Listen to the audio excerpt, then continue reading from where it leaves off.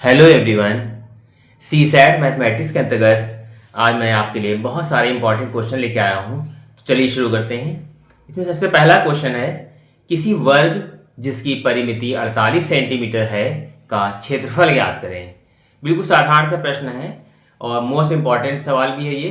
देखिए इसमें लिखा है किसी वर्ग वर्ग की बात हो रही है और उसकी परिमिति परिमिति का मतलब होता है चारों भुजाओं को जब हम जोड़ेंगे यानी परिमाप, तब जो हमारा जो इसमें दिया हुआ है वो दिया है 48 सेंटीमीटर। इसका मतलब ये परिमाप दिया है। तो यहाँ पे हम पहले तो वर्ग के परिमाप का सूत्र लगाएंगे, इससे हम निकालेंगे भुजा। तो कैसे लिखेंगे, देखिए वर्ग की परिमिति परिमिति परिमिति क्यों लिख रहे हैं, परिमिति क्या है आप परिमाप कहें एक ही बात है। ये होता है चारों भुजाओं का जोड़ यानी कि 4a, ये फॉर्मूला लिख देंगे, या 4a लिख दें या 4 गुणे भुजा लिख सकते हैं। ये हमें पता है 48, 4a हमने ऐसे रख दिया। तो अब जब a निकालें तो ये 4 इसके अपॉन में आ जाएगा। ठीक है, तो अब हम इसको काट लेंगे। तो a बराबर 4 दूनी 8, 4 एकम 4, 4 दूनी 8, इतना सेंटीमीटर हमारा क्या आ गया यहाँ पर, ये a आ गया। a का मतलब यहाँ पे भुजा है। ठीक है, अब इसे क्या पूछ रहा, क्षेत्रफल कह रहा, तो वर्ग का क्षेत्रफल का सूत्र लगा देंगे। वर्ग का क्षेत्रफल क्या होता है, क्षेत्रफल बराबर भुजा स्क्वायर होता है यानी कि a स्क्वायर, यानी कि 12 का स्क्वायर, और 12 का स्क्वायर होता है 144। तो यहाँ पे लिख देंगे वर्ग सेंटीमीटर। इसको थोड़ा सा ध्यान समझना होगा कि हमने ऐसा किया क्यों है। हम डायरेक्ट क्यों नहीं निकाल सकते, क्योंकि हमें इसमें भुजा पता नहीं है। वर्ग एक है और उसकी परिमिति है दे दी 48 है। परिमिति मतलब परिमाप, परिमाप कहें या परिमिति कहें, ये होता है 4 इंटू भुजा यानी कि चारों भुजाओं का योग। तो उन्होंने भुजा की जगह a लिख दिया 4a, तो 48 लिख दिया, 4a इक्वल टू a निकाले दिए, अपॉन में आएगा 4, तो कितना आ जाएगा 12 सेंटीमीटर हमारी भुजा आ गई। अब वर्ग का क्षेत्रफल कहा जा रहा है, क्षेत्रफल का सूत्र होता है भुजा स्क्वायर, भुजा गुणे भुजा, तो यानी a स्क्वायर, तो 12 का स्क्वायर कर देंगे। अब 12 का स्क्वायर होता है 144, ये आपका राइट आंसर होगा।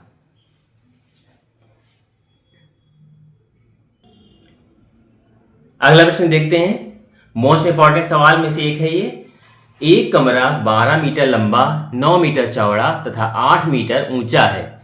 इसमें रखे जा सकने वाले अधिकतम लंबाई के बांस के लग्गे की लंबाई ज्ञात करें। देखिए इसमें ध्यान से अगर देखा जाए तो इसमें लंबाई पता है यानी L हमें पता है, L इक्वल टू 12 मीटर, चौड़ाई पता है 9 मीटर, B 9 मीटर में लिख दिया, और ऊंचाई पता है कितना है 8 मीटर।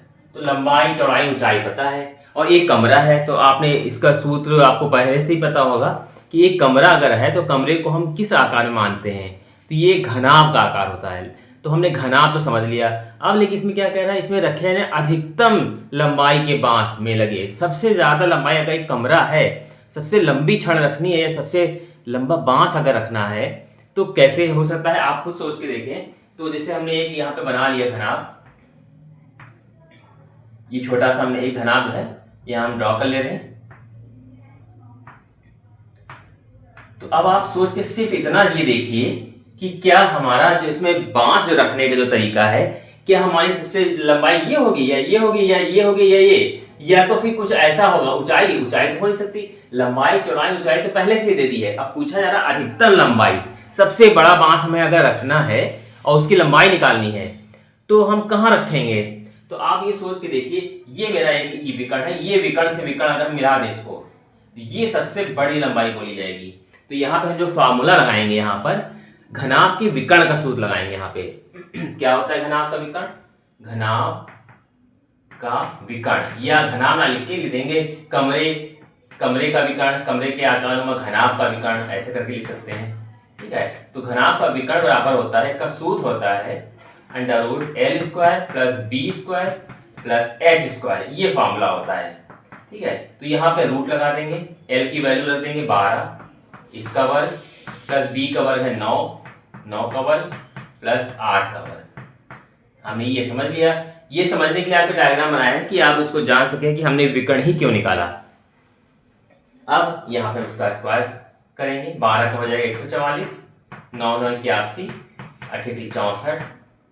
अब हम सबको एक साथ जोड़ देंगे, यहाँ पे 4 5 4 9, ठीक है, 4 1 5 4 9 हो गया, और 8 6 14 और 14 4 18, 14 4 18 ये हो गया, और एक एक 289 आ गया हमारा 289। अब यहाँ पे स्क्वायर रूट लगा हुआ है, तो अब 289 अगर लिखा हुआ है, 289 का कितना होता है ये वर्गमूल? ये होता है 17 का होता है, 7 7 49 17 का वर्गमूल होगा सीधे। तो ये 17 मीटर की जो है लंबी छड़ जो है हम इस कमरे में रख सकते हैं। जो बांस इसमें कहा है, बांस के लग्गे की लंबाई ज्ञात करें, तो बांस के लग्गे की लंबाई 17 मीटर आ जाएगी। अगला सवाल देखते हैं। कोल्हू में एक बैल 3 मीटर लंबी रस्सी से बंधा है। बैल 14 चक्कर लगाने में कितनी दूरी तय करेगा? बहुत ही इंपॉर्टेंट सवाल, इसको समझना पड़ेगा पहले आपको कि जो बैल होता है, आपने देखा होगा जो बंधा हुआ होता है, जिस जगह से बंधा होता है वो अगर देखा जाए तो जैसे ये है यहाँ पर, और यहाँ पे रस्सी ये हमने पूरा बांध के रखा हुआ पूरा, ये इसका सेंटर पॉइंट है। जब ये यहाँ से बैल यूं आता है, ऐसे से ऐसे ऐसे करते हुए इस तरीके से आता है, यूं करके ऐसे, इसके ऐसे ऐसे चक्कर लगाता है, तो इस तरीके से चक्कर लगाता है। तो आपको इसमें कहा जा रहा है कोल्हू में एक बैल 3 मीटर लंबी रस्सी, ये लंबाई दे दी है, 3 मीटर लंबी रस्सी से बंधा है, बैल 14 चक्कर लगाता है। तो पहली बात तो इसको हमें ये समझना है कितनी दूरी तय करें। दूरी तो ये हो जा रही है, ठीक है, और 14 चक्कर लगाने में 14 से मल्टीप्लाई कर देंगे। तो इस दूरी का मतलब अगर देखा जाए, ये वृत्ताकार है, तो यहाँ पे परिधि निकलेगी यहाँ पे, तो परिधि का फार्मूला लगाएंगे। परिधि बराबर क्या होता है? 2 पाई आर। आर कहाँ से आएगा? ये दिखाई दे रहा है आपको, ये आर है, ऊपर लिख लीजिए चाहे तो, आर बराबर 3 मीटर हमने लिख लिया, और मान यहाँ देंगे 2 इंटू 22/7 इंटू आर का मान कितना है? 3 है, ये हमने इतना लिख दिया। अब कह रहे हैं 14 चक्कर लगाने में दूरी, हाँ ठीक है, 14 चक्कर लगाने पर दूरी,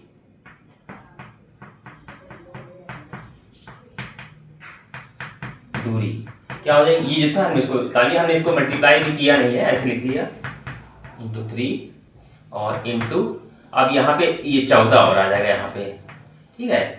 तो हमने यहाँ पे इस तरीके से कुछ बना के लिख लिया है। इससे हमें ये रहेगा आसान कि ये काटने में आसानी हो जाएगी।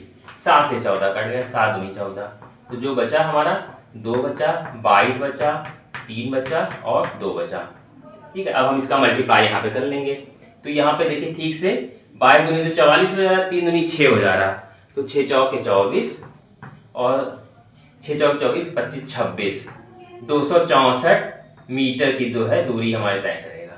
14 चक्कर लगाने पे 264 की मीटर की जो इसकी ये दूरी, ये इसका राइट आंसर आएगा। अगला सवाल देखते हैं। किसी घन के पृष्ठ का क्षेत्रफल 384 वर्ग मीटर है, उसका आयतन ज्ञात करें। देखिए इसमें लिखा है घन, घन का पृष्ठ का क्षेत्रफल, तो इसका जो दे दिया है इसका फॉर्मूला पृष्ठ के क्षेत्रफल का सूत्र लगेगा, यानी कि घन के संपूर्ण पृष्ठ का सूत्र लगाएंगे। क्या होगा? घन का पृष्ठ का क्षेत्रफल, जैसा इसमें लिखा वैसे लिख सकते हैं, का क्षेत्रफल, या संपूर्ण पृष्ठ लिख सकते हैं। इसका होता है 6a² होता है, ये फॉर्मूला होता है। और यहाँ पे लिख देंगे जो चीज दी हुई है, यहाँ पे 384 दिया है, 384 = 6a²। हम a² निकालेंगे तो क्या होगा? 384 अपॉन में 6 चला जाएगा, 6 से काट लेंगे इसको हम, तो 6 पंजे 30, 6 संग 36 और 37 38, 6 चौके 24, तो a बराबर कितना हो जाएगा? 64 का वर्गमूल 8, 8 यहाँ पे मीटर में हमारा आ जाएगा a यानी कि भुजा भी। अब कह रहा घन का आयतन, घन का आयतन क्या होता है? सूत्र आयतन का ये होता है a³ यानी कि 8 का घन। तो 8 का घन कितना होगा? 8 को 8 से गुणा करेंगे, फिर 8 से गुणा करेंगे, यानी कि 8 गुणे 8 गुणे 8, यानी कि 8 × 24 कर दें, गलत हो जाएगा। 8 का 8 से गुणा, 8 × 64, फिर 64 का फिर 8 से गुणा, तो 8 × 4 = 32, 8 × 6 = 48, 49 50 51 512 है ना। करके एक बार देख लेते हैं। 8 × 64 हो गया सीधे 64, और 64 को हमने 8 से गुणा कर लिया है, तो 8 × 4 = 32, 8 × 6 = 48, 49 50 51, तो 512 आ जाएगा, सही है 512। ये हो जाएगा हमारा आंसर, क्योंकि ना आयतन पूछ रहा है तो इसलिए घन मीटर में होगा। मीटर क्यों? क्योंकि वर्ग मीटर में दिया तो इसलिए मीटर लिख देंगे। तो ये इसका राइट आंसर 512 घन मीटर होगा।